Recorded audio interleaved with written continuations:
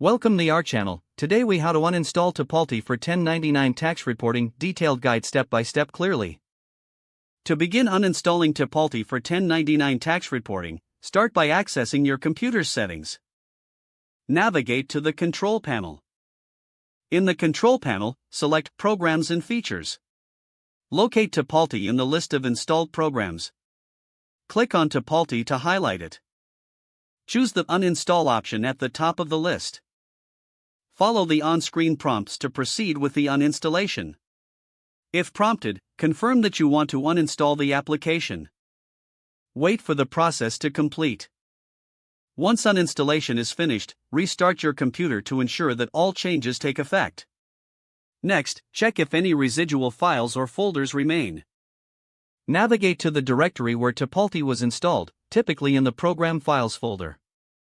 Delete any remaining Tipalti files or folders you find.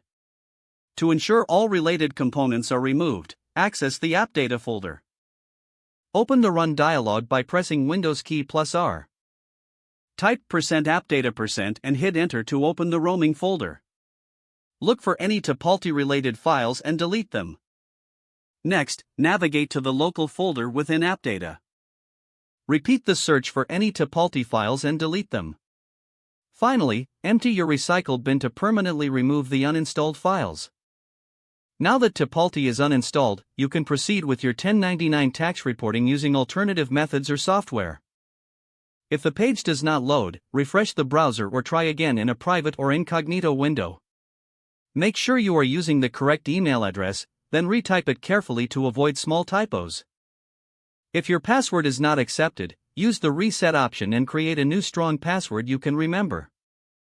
Check your spam folder for verification or security emails, then complete any requested confirmation steps.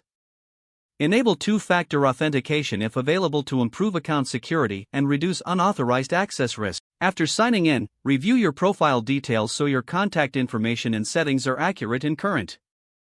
If you see an error message, note it down and try again after restarting your device and internet connection.